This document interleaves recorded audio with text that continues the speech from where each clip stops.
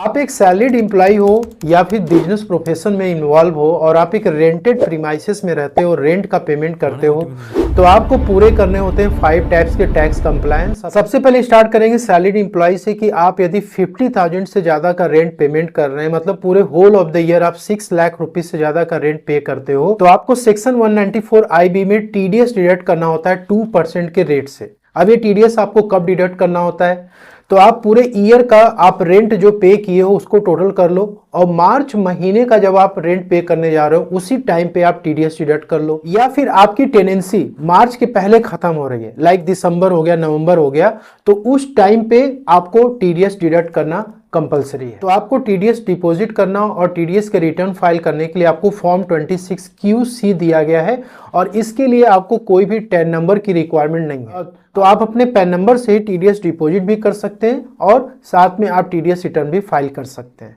Point number 2 है कि आपको अपनी एम्प्लॉयर कंपनी से एचआरए मिल रहा है। अब एचआरए में भी आपको टैक्स की बेनिफिट्स मिलती है, तो आपको अपने एम्प्लॉयर कंपनी को बताना पड़ता है कि हमने टोटल इतना रेंट पे किया हुआ है।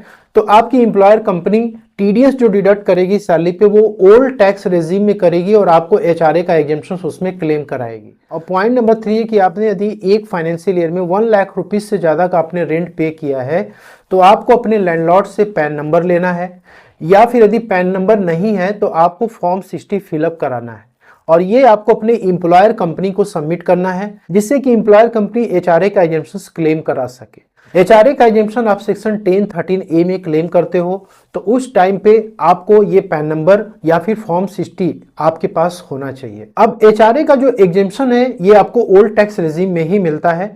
अब न्यू टैक्स रेजिम में आपको 12 लाख तक की जो टैक्स फ्री लिमिट दी गई है फाइनेंशियल ईयर 25-26 के लिए, तो आपको अपनी कंपैरिजन कर लेनी है कि विदाउट एचआरए आपको क्या बेनिफिट मिल रही है और एचआरए के एग्जेम्पशन लेने के बाद क्या मिल रही है। जिसमें आपको बेनिफिट हो उसके अकॉर्डिंग आपको एक्शन लेना है। अब पॉइंट नंबर 4 है कि आप बिजनेस और प्रोफेशन में इन्वॉल्व हो और आप रेंटेड प्रीमाइसेस में अपने ऑफिस को सेटअप किए हुए हो और 50,000 रुपीज से ज्यादा का आप रेंट पे कर रहे हो, तो आपको हर महीने टीडीएस डिडक्ट करना है। तो बिजनेस और प्रोफेशनल्स के लिए फॉर्म 26Q दिया हुआ है, आपको मंथली टीडीएस डिपॉजिट करनी है और टीडीएस रिटर्न आपको फॉर्म 26Q में आपको हर 3 महीने पे फाइल करना है। अब ऐसे सैलरीड एम्प्लॉय जिन्हें कि कोई भी एचआरए नहीं मिलता है फिर भी वो रेंट पे करते हैं, या फिर जो बिजनेस और प्रोफेशनल्स हैं वो रेंट का पेमेंट कर रहे हैं, तो आप जो भी रेंट पे कर रहे हो उसका आप टैक्स बेनिफिट ले सकते हो सेक्शन 80G में, ओल्ड टैक्स रेजिम में। तो 80G में आप मैक्सिमम 60,000 रुपीज का आप डिडक्शंस क्लेम कर सकते हैं। Hope you like this video पसंद है लाइक शेयर जरूर करें। Thank you.